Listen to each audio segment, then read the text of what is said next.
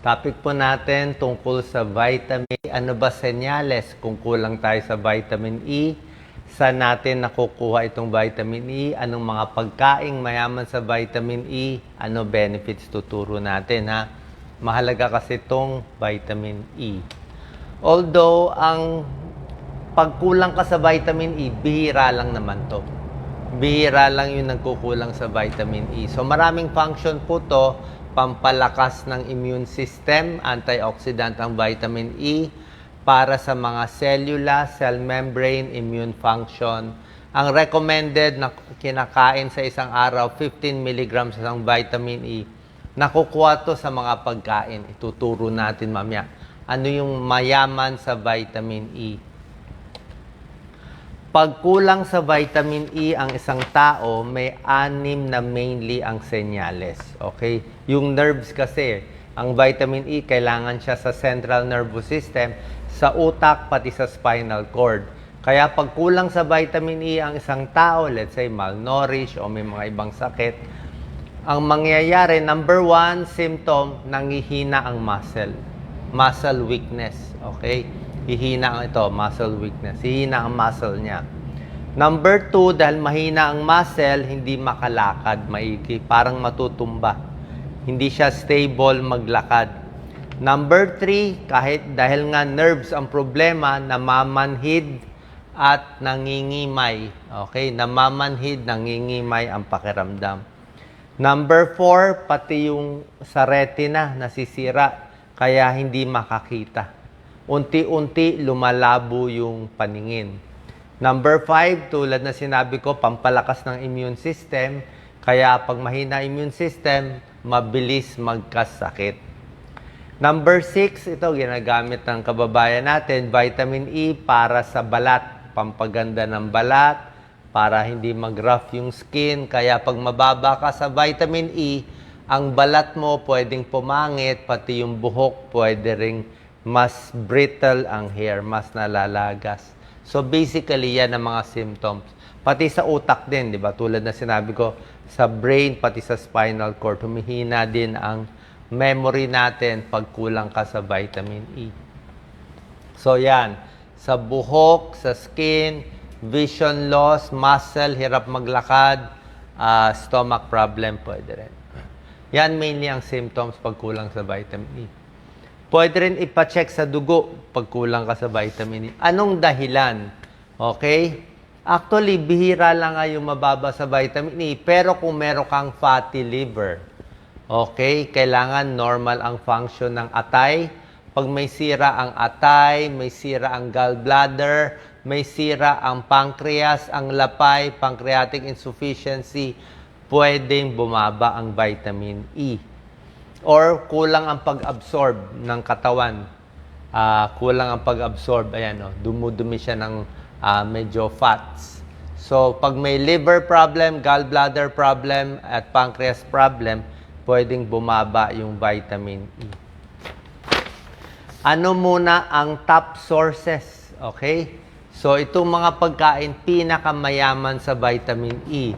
Pwede yung avocado. Ayan, mataas ang avocado sa vitamin E. 2 milligrams. Okay? Gulay, spinach, 2 milligrams. Mga mani, sari-saring nuts and seeds. Sunflower seeds, ang taas, 26 milligrams. Almond, hazelnut, at kahit yung ordinary peanut. So, sa mani talaga, nakukuha yung vitamin E. Siguro isang dakot lang ng mani, wag lang masyado maalat o mamantika. Meron namang mga unsalted. So, nuts, kaya magandang pang merienda yung nuts. Okay? Siksik siya. Ang taas, 26 milligrams. Sa gulay nga, 2 milligrams nga. So, isang dakot nitong nuts sa bawat araw, sobra-sobra ka na sa vitamin E mo. Pwede na yan. Although, meron din mga iba mayaman din sa vitamin E. Tulad na sinabi ko, almonds, peanuts, mataas. Spinach, avocado, at yung mga ibang gulay. Red bell pepper, mangoes, mataas din. Ito yung mga good sources ng vitamin E. Meron ding iba. Okay? Green leafy vegetables, kiwi, strawberry, sa isda, mga isda, meron ding vitamin E. May mga breakfast cereals, nilalagyan nila ng vitamin E. Broccoli, dairy products, meron na rin konti. Eggs and milk, may konti na ring vitamin E. Ano ang benepisyo na kompleto ang vitamin E sa katawan? Yan. Tignan natin, ano yung medical evidence? So, bilang internist at cardiologist, hindi naman po ganun kalalaki yung mga pag-aaral. Tulad na sinabi ko, maganda ang vitamin E sa utak, sa nervous system, ayan para hindi masira ang mga cell membrane. Paggawa ng dugo, may tulong sa puso, hindi ganoon Hindi siya masama sa puso. Although dati kasi iniisip nila vitamin A maganda sa puso. Dito lumabas sa pag-aaral parang neutral lang. Okay? Hindi ganoon kalaki ang benefit. Hindi rin naman nakakasama. So ito yung medical evidence. So possibly effective ang vitamin E sa itong listahang mga sakit. Okay? Sa Alzheimer's disease, sa utak, parang may benefit siya. Diba sinabi ko sa utak, sa nervous system. Sa isang klaseng problema sa dugo, ito sa bata to nakikita, beta thalassemia. Okay? Yung umiinom ng gamot para sa chest pain, yung sumasakit ng dibdib, yung mga Isordil, mga Imdur, yung mga nitrates na umiinom, may tulong ang vitamin E. Ang mga may fatty liver, yan, may fatty liver, diba? Mataba kumain. So, pag may fatty liver, tapos umiinom ng vitamin E, o pagkaing mayaman sa vitamin E, mukhang nababawasan yung pamamaga ng atay. Ito, possibly effective rin. Sa mga sumasakit pag regla, PMS, premenstrual syndrome, menstrual cramps, may tulong din. Tsaka may isang sakit na umiinom ng mga antipsychotic drugs, may tulong din yung vitamin E, mas kumakalma ang sintomas. So, ito yung medyo proven benefit of vitamin E. Itong mga iba, hindi ganun ka-proven, pero pwede na rin. Okay? Tulad ng fatty liver, skin health, okay? Sa balat, may ilang pag-aaral na maganda sa balat. Basically, actually, iniinom siya para sa balat. Ito, repairs damaged skin, sa mata, skin and hair, may tulong. Immune system, tulad na sinabi ko, sa regla, pati sa pag-iisip, iwas Alzheimer, may tulong din siya. Ngayon naman, lastly, yung iba umiinom ng mga supplement ng vitamin E, actually, pwede naman yung normal dose. Kung 400 IU, 200 IU, o mas mababa pa, pwede. Kaya lang may danger din, may side effect possible din ng overdose.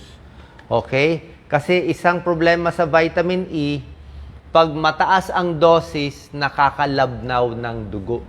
Okay? So, important warning to. Wala po tayo na-advertise, tinuturo ko lang sa inyo ang pros and cons. Kung kayo ay umiinom ng pampalabnaw ng dugo, kung kayo ay naka-aspirin, naka-Coumadin, warfarin, o iba pang mga pampalabnaw ng dugo, pag sinabay sa vitamin E, pwedeng magdugo ang utak. Okay, may danger. Kung may history kayo ng stroke, na dumugo yung utak, ingat din pag sobrang taas ang vitamin E.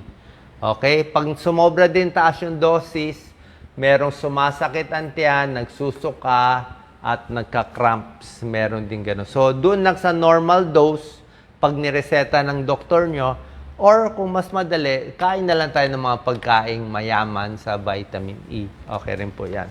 Okay, sana po nakalinaw to. Wala namang masama na mas mag-focus tayo dito. At kung meron tayong sintomas, syempre, papacheck tayo sa inyong doktor. Salamat po.